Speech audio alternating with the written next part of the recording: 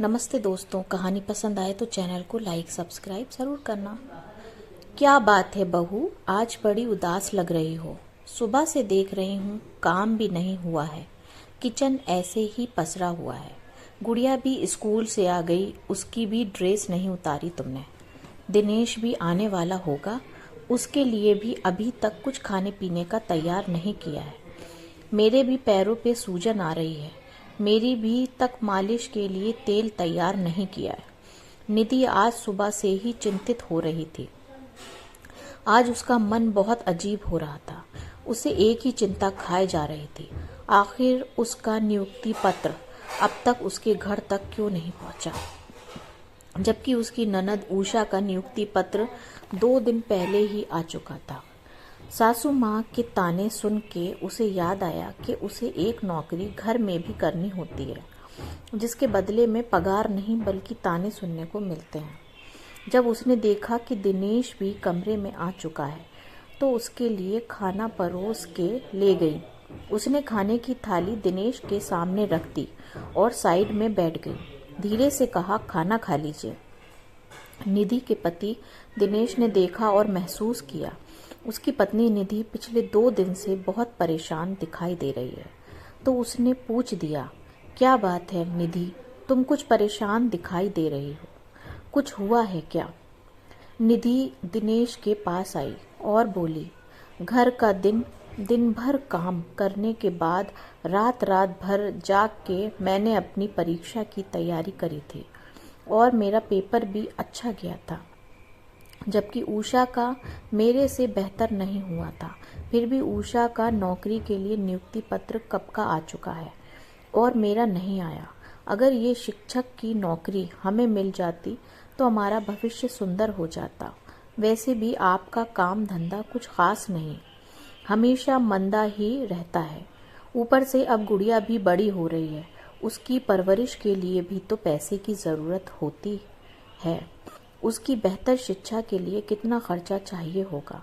अपनी पत्नी निधि की बात सुन के दिनेश भी चिंतित हो गया। हाँ, तुम सही कह रही हो। उषा का तो पेपर तुम्हारे मुकाबले थोड़ा खराब ही था। हमने खुद बैठ के चेक किया था। हमें कुछ तो गलत लग रहा है। कहीं ऐसा तो नहीं हमारे साथ कपट किया जा रहा हो? कैसा कपट निधि? दिनेश ने खाने की थाली अपने आगे से हटाते हुए पूछा।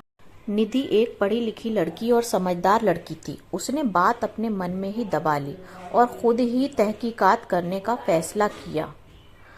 उषा बड़ी खुश नजर आ रही थी क्योंकि अगले महीने उसकी नियुक्ति हो रही थी। वो अब एक सरकारी अध्यापिका बनने जा रही थी। उसकी खुशी का ठिकाना नहीं था। उसके पैर जमीन पर नहीं आसमान पर थे। निधि को उषा की कामयाबी पर ईर्ष्या तो नहीं थी, पर अपनी किस्मत पर मलाल जरूर था। वो अंदर ही अंदर घुटन महसूस कर रही थी। करीब 6 महीने बाद दिवाली के त्योहार की सफाई चल रही थी। निधि खुद सारे घर की साफ सफाई और रंगाई पुताई का जिम्मा ले रही थी। सफाई के दौरान उसकी नज़र स्टोर रूम में पड़े कबाड़ पर गई। उस कबाड़ में उसे एक लिफाफा मिला जिसके ऊपर उसी का नाम पड़ा हुआ था। उत्सुकता बस उसने जल्दी से उस लिफाफे को खोल डाला और जो देखा उसे देख के उसके होश उड़ गए, मानो उसके पैरों के नीचे की जमीन ही खिसक गई। वो अपना सर पकड़ के अपने घुटनों के बल बैठ गई और वो अपने आंसू नहीं रोक पा रही थी। दोपहर का वक्त था। दिनेश अपनी दुकान बंद करके खाना खाने के लिए घर आया तो उसने देखा सारा सामान इधर उधर बिखरा हुआ है। तो उसने आवाज दी, निधि कहाँ हो? घर की क्या हालत बना रही है? खाना बना अभी तक या नहीं?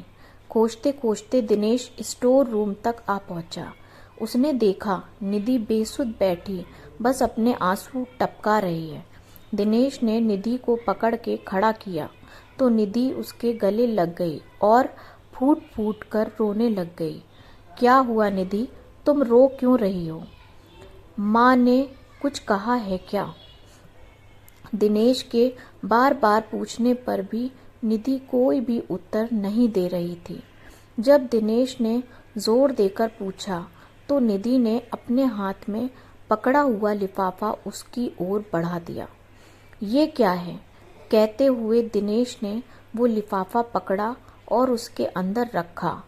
वो पत्र निकाल के पढ़ा और असमंजस से उसकी ओर देखकर बोला, ये तो नियुक्ति पत्र है तुम्हारे नाम का।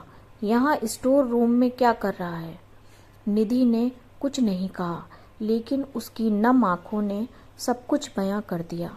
दिनेश को बहुत बुरा लगा, साथ ही उसे गुस्सा भी आया। इतनी मेहनत जो तुमने रात रात भर जाग जाग कर की थी, वो सब धूमिल हो गई। माँ, माँ, कहाँ हो तुम? दिनेश डकराता हुआ बाहर निकल गया। उसकी माँ छत पर बैठी धूप ले रही थी। माँ, तुमने ये क्या किया? दिनेश ने वो नियुक्ति पत्र माँ के हाथ में थमाकर पूछा। पहले तो उसकी माँ चुप रही, लेकिन दिनेश के गुस्साते चेहरे को देखकर उन्होंने कहा, ये सब हमने तुम्हारी बहन उषा के बेहतर भविष्य के लिए किया था। पर माँ, वो कैसे?